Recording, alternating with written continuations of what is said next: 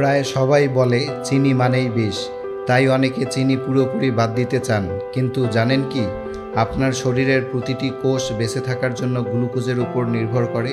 তাহলে প্রশ্ন হলো, চিনি কি সত্যিই শুধু ক্ষতিকর, নাকি এরও কিছু জরুরি কাজ আছে? আমাদের মস্তিষ্ক শরীরের মোট শক্তির প্রায় 20% ব্যবহার করে। এই শক্তির প্রধান উৎস হলো গ্লুকোজ। গ্লুকোজ কমে গেলে মাথা ঘোরা, দুর্বল লাগা, মনোযোগ কমে যাওয়া এবং বিভ্রান্তি দেখা দিতে পারে। তাই শরীরে সবসময় রক্তের একটি নির্দিষ্ট মাত্রায় গ্লুকোজ ধরে রাখার চেষ্টা করে। আমরা হাঁটি, দৌড়াই, কাজ করি কিংবা ব্যায়াম করি, সব ক্ষেত্রেই কোষগুলো গ্লুকোজ ব্যবহার করে এটিপি নামের শক্তি তৈরি করে।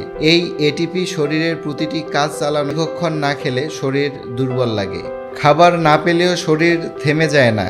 লিভার ও পেশিতে জমে থাকা গ্লাইকোজেন ভেঙে গ্লুকোজ তৈরি হয়। এতে রক্তের চিনির মাত্রা স্বাভাবিক থাকে এবং মস্তিষ্ক গুরুত্বপূর্ণ অঙ্গগুলো কাজ চালিয়ে যেতে পারে। ব্যায়াম বা কঠোর পরিশ্রমের সময় শরীর দ্রুত গ্লুকোজ ব্যবহার করে। তাই খেলোয়াড়রা অনেক সময় ব্যায়ামের আগে ও পরে সঠিক পরিমাণ কার্বোহাইড্রেট গ্রহণ করেন, যাতে শক্তি ফিরে আসে এবং পেশি দ্রুত পুনরুদ্ধার হয়।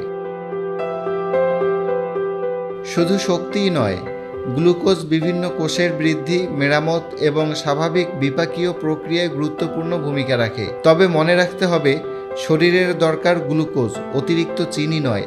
ফল, শাকসবজি, ডাল, ওটস এবং পূর্ণ শস্য থেকে পাওয়া কার্বোহাইড্রেট ধীরে ধীরে গ্লুকোজে পরিণত হয়, যা শরীরের জন্য বেশি উপকারী। সমস্যা শুরু হয় তখনই যখন আমরা অতিরিক্ত অ্যাডেড সুগার খাই, যেমন কোমল পানীয়, মিষ্টি, কেক, বিস্কুট, ক্যান্ডি, অতিরিক্ত চিনিযুক্ত চা বা কফি। এসব বেশি খেলে ওজন বাড়া, টাইপ 2 ডায়াবেটিস, ফ্যাটি লিভার, দাঁতের ক্ষয় এবং হৃদরোগের ঝুঁকি বেড়ে যেতে পারে। এসব বেশি খেলে ওজন বাড়া, টাইপ 2 ডায়াবেটিস, ফ্যাটি লিভার, দাঁতের ক্ষয় এবং হৃদরোগের ঝুঁকি বেড়ে যেতে পারে।